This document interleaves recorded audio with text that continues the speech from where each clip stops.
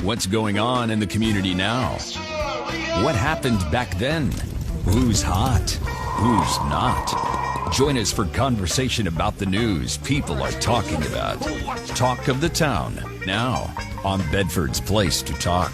1340 WBIW. Talk of the Town on 1340 WBIW is brought to you in part by Bedford Federal Savings Bank. Stop by either of their convenient locations or visit them online at bedfed.com. Bedford Federal Savings Bank, where community comes first. Equal housing lender, member FDIC. Now, your host of Talk of the Town had to look twice to make sure it was you.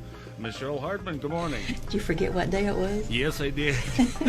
Good morning, Joe. How are you? I'm doing good. Hey, I noticed some of the new fire hydrant reflectors as I was coming in this morning. Oh, really? Yeah. I didn't know. There's one right here on 6th Street, just a couple houses down. I saw a couple down through there. 6th Street, 5th Street, Highway 58, whatever it's called today. Well, 6th is the one that comes in the back way here at the station. Oh, that's it. That's the run. 6th is the run I run all the time. I can't find my way out that way. I never go. Well, I'm going to have to take you out on a tour of Bedford one of these days. Yeah, right. I'm good. I pay attention to road signs and. Someday I'll tell you about those fire hydrant things, but not now. Can we talk about it on the air? Yeah. Okay. You can if you want. 10th Street's got brand new lights up, too. There we go. There we go. Well, I read about some interesting things, Joe, I thought I would share this morning.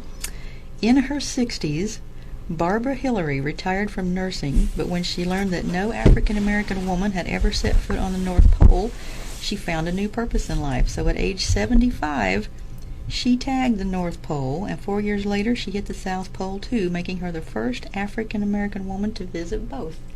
And in her 70s, I thought that was pretty impressive. Also read about, after reading that no woman had ever completed the 2,180-mile Appalachian Trail, Emma Gatewood, who was 67 at the time, a grandmother of 23, which blows my mind, set out on a 146-day journey. She went through 6 pairs of sneakers on her trek, and then she hiked it twice more after that. So, you go, girls, what I say. I'm impressed by people that get out and do stuff like that. I like that. I like to see that. I tell you what, it seems like here lately, everybody's writing books. We've had I don't know how many different authors in here talking about all kinds of different things. So, I mean, they're all different topics. But we got another one today. I've got Bob Kern with me. He's a local author, and we are talking mostly about kind of veterans and war type books and that kind of thing, but he's got all kinds of stuff in the works. So, Bob, good morning. Thanks for coming in. Thanks for having me, and good morning to you. We were talking, we're Facebook friends, but we never actually met in person, That's so right. this is good. Welcome to the internet. And your book that you've got out right now is book number 3 in a series of 15, right? There will be, yeah, there's just Eventually. 3 out right now. Yes, ma'am. So we got more coming along, and this one is titled what? The series is called We Were Soldiers Too. It's written to tell the history of the Cold War using the stories of veterans and the careers of the veterans that actually served during the Cold War. And that's where the title comes from. Even though we didn't serve in a war, we did serve, and so we were soldiers too. And each book focuses on different parts of the Cold War and different soldiers and jobs that were performed during the Cold War. These are kind of interesting because you were telling me that you go around and you will kind of get different soldiers' accounts themselves, like what their experience was during these different time periods, and that's what these different books are about. Yeah. So that's cool to get somebody else's perspective on all this. And I have met some very interesting people, and I've just scratched the surface with the people that actually served.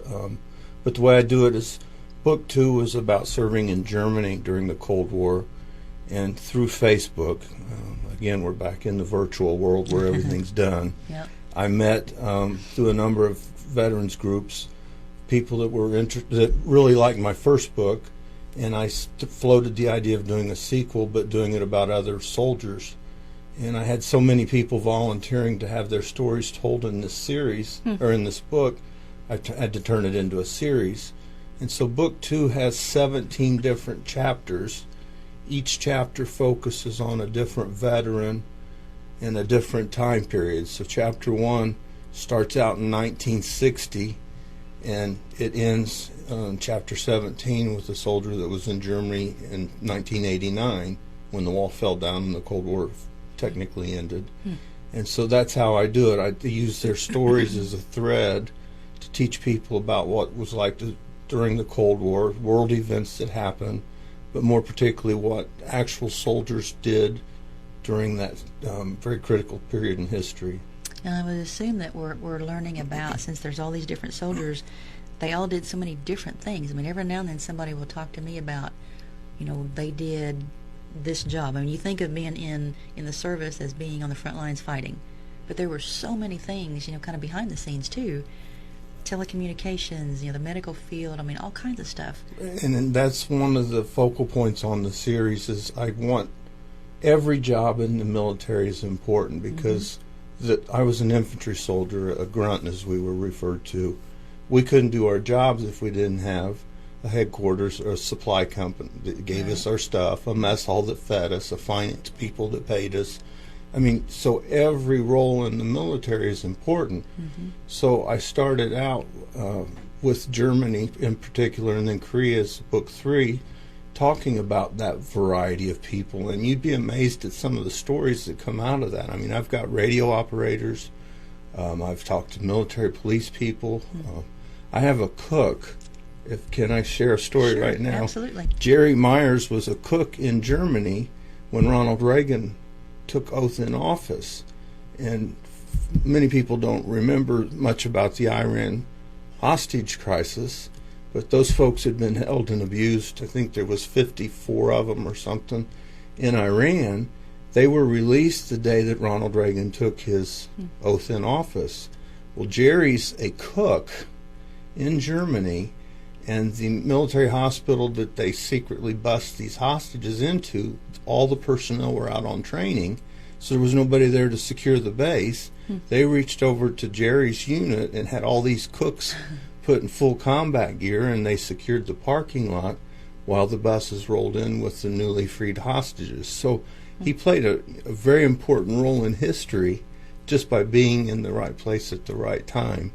And that's just one of the unique stories that are coming out from these people, but it also talks about how he was a cook and what he had to do to feed the numbers of soldiers that cooks have to feed in the training environment. So that gives you a perspective of more than just what the combat arms or the frontline people do. Another story I like to talk about in book 2 is about one of the first females in a combat arms unit. She was in they called them Honest John missiles.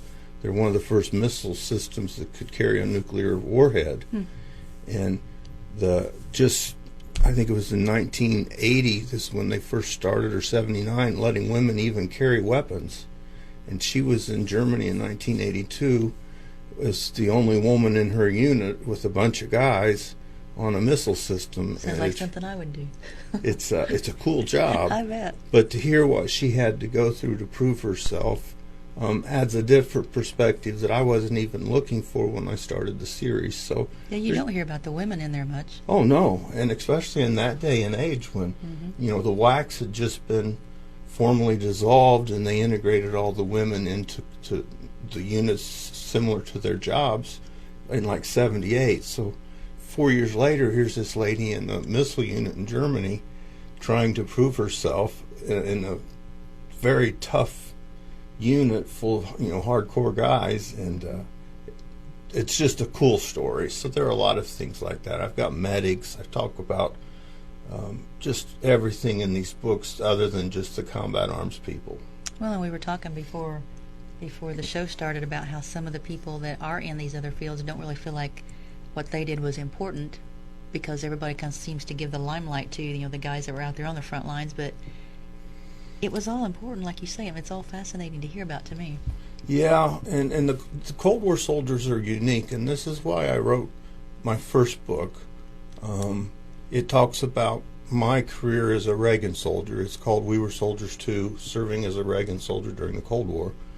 And the title came about because people would congratulate me or thank me for my service after 9/11, and my response would be, "Oh, thank you, but I'm really don't deserve your thanks. I didn't serve during combat. I'm a Reagan soldier. And that's the mentality that a lot of the Cold War vets have now that we're actively involved in combat with the war in Iraq and the war on terror and in Afghanistan. And we're still technically in a period of declared war, but we served during a period when there wasn't a declared war. And so we all feel guilty sometimes that what we did isn't as important as what people are doing now in the service, or we're the forgotten era, particularly after Vietnam and up until 1991 and the war on terror. And that's not true. Mm-hmm. So I decided to write the book to let people know, you know what, there's no reason we should be ashamed of our service. We served, and the reason we may not have fought and won in Iraq or won in Afghanistan, but the Soviet Union was pretty tough, and there was a very strong likelihood that we would go to war with them, and would have been a nuclear war. That was a war that we won, and we should be proud that we accomplished that. And so the books, some to help other people understand what we went through, but it's also been very healing for a lot of veterans to see what we did in print. Mm-hmm. And so that's kind of the drive that and why I've decided to do 15 books, because there's a lot of different stories out there that need to be told. That's cool. All right, well, I tell you what, Bob, let's go ahead and take a break real quick for a commercial, but everybody stay with me. Talk of the Town is brought to you in part by Medicine Plus Pharmacy, a family-owned drugstore located on 16th Street next door to Aldi's grocery store in Bedford, and online at medicineplusrx.com. Medicine Plus, better value, better health. Now back to your host of Talk of the Town, Michelle Hardman. All right, thank you, Joe. My guest this morning is Bob Kern, and he is a local author. We've been talking about some of the books that he's written, and he's got all kinds of stuff in the works. Bob, you said you just started writing about, 2 years ago? Yeah, that's correct. All right, you've got a lot of goals here coming up, and I think that's awesome, because we were talking, I've heard statistics say that majority of people, everybody in the back of their mind somewhere says that before they die, they'd like to write a book about something. And so you've done it. Good job, my friend. And my whole life, as a kid, I wanted to be an author. I had an aunt that got me into reading, my Aunt Nancy, and I was really, it really resonated with me, and I always thought that was something I could do, but wanting to do it and finding the time and the gumption to do it, is a different thing. And 9/11 was just the fire I needed, because I really still do have the guilt associated. At church, when they say veterans stand up, I have to be nudged by my wife, because it's an issue I deal with. But that was my nudge. But it's so easy to self-publish a book that anybody can do it. And as you and I were talking off the air, it doesn't cost anything. People think that people don't know that. The self-publishing market has changed the landscape tremendously, that the 5 big major publishing houses anymore aren't finding the big deals where they give you this huge check up front, and you're like Stephen King, where you get a 5-deal contract. Now they're broken up into medium and small size publishers, so there are more opportunities for an author to get published and get a $5,000 advance and a commitment for a 2 or 3 book series. But you don't need them. I'm writing nonfiction, which is a hard sell to a publisher because it's for a specific market. So I did it all myself. I just sat down, researched online publishing and self-publishing when I was thinking about writing the book. And once I did it, I already knew that I went through a site called Smashwords. They're one of the best out there, but there's a ton of them that provide authors all the tools they need to publish for free. They have book cover design templates.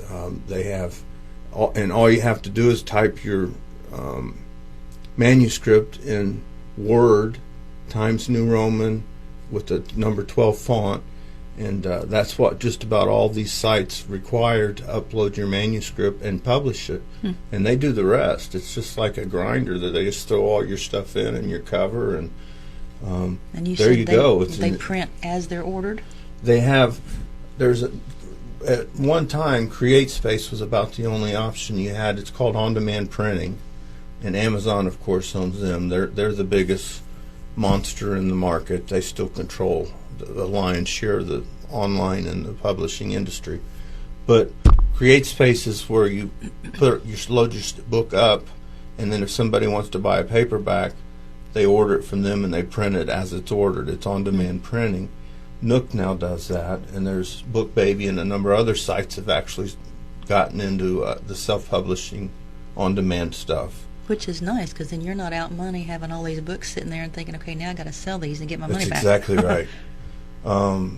And that was another problem for the small-time author, that a lot of the publishers might take you on board, but you'd have to buy so many thousand copies of the book. And now you don't, because it's only printed when it's needed. As an author, I can buy them at cost, so I can get as many books as I want. And a lot of self-publishers will take a case or two of their books in their trunk everywhere they go. So if they ever have a speaking engagement, that's a great opportunity to promote your book and do autographs, because you don't have the traditional storefront bookstores anymore like we used to. I mean, there's still a few, but those days are long gone. Back to the self-publishing, you can do it all yourself. There's no cost at all if you're so inclined. So how are you promoting and marketing these then once you self-publish? My books, We Were Soldiers, is for a very specific market. It's Cold War veterans. And on Facebook there are dozens upon dozens of groups specifically made up of Cold War veterans. That's where I get my volunteers for the stories that I put in the books, and that's where I'm doing the majority of. I don't spam them that my books are out there. I'm not trying to do that, but I market it through them. And then there's a number of sites online that you can pay or that are free if you want to take the time to upload your information that will market your books. Good to know. So, and website development, you got to have a website if you're going to publish. All of them are cheap to buy, and they're so easy that I taught myself how to build my own website. So, and I'm not a tech guy, so nobody should ever be afraid to publish the book. If they've got an idea, write it. Find someone to edit it for you and make sure the spelling and the grammar is correct, and publish it. Is that basically what an editor is? Is somebody that's just kind of proofing it and kind of being sure everything? That's the main type that you need if you're self-publishing. I mean, if you're doing stories, it's good to get a content editor, and that's someone who will tell you that you need to talk more about this, or this is a wasted, who cares? Now, how do you find those people? I was fortunate because I was sitting in Inklings one day as my granddaughter was talking to Brian Hawkins, and I was so impressed with him, I talked to him about it. So Brian teaches college-level English at the high school, and he's been great, pulling out his red pen and treating me like a student. So that's how I found mine. And everybody's got somebody they know that has done some form of editing through a newspaper that will help out, or a family member. Because the main thing is you have to make sure that there aren't a bunch of mistakes. Okay. The story can be beefed up with somebody helping you read it and just making suggestions, but people stop reading a book if there's a lot of mistakes. Okay. Or they might fumble through it to the end because they paid for it, but they aren't going to buy another book from you. So. And you said that you've got another one coming out. You've done one autobiography, and then you've got another one coming out called Memoirs of Mamaw. Memories of Mamaw. Memories of Mamaw. Yeah, I took a break from the Cold War series. I released the third book in July, and I wrote one called Memories of Mamaw, Losing a Loved One to Dementia. And it talks about the last 3 years of her life. She was actually visiting me and fell, and we put her in a local nursing home for her rehab, and she loved it there. So we ended up, she had already had the early signs of dementia. So we decided to keep her there, and I spent every day visiting with her and In the last 6 months, I spent every day feeding her meals. And so I got to see her a lot. And this book is about my journey with her as she progressed through these stages. And that's something else that a lot of folks can relate to. Yeah, dementia touches everyone Mm-hmm. with Alzheimer's and other forms. And then it's a good, warm book. It's sad because it really tore me up, and I didn't hold any punches about the emotions that I went through when losing her. But it talks about memories that I had growing up with her, and so there's some good lighthearted stuff too.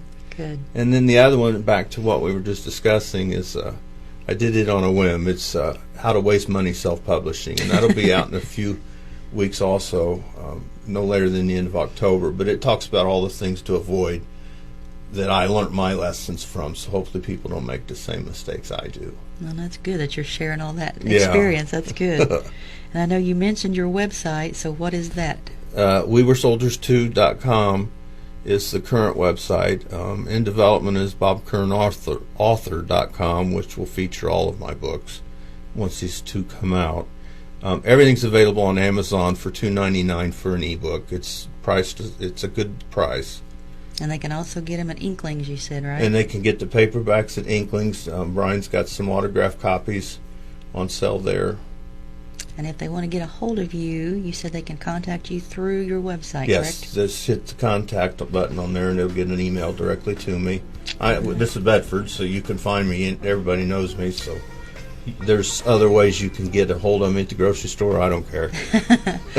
All right. Well, Bob, this has been interesting. I'm glad you came in this morning, and I'm impressed that you're on this roll writing all these books. Keep going, buddy. Good job. All right, well, thank you for having me. I've enjoyed this. All right. And thanks to all of you for listening to Talk of the Town today. Everybody go out, have an awesome day, and I'll see you back here Monday morning.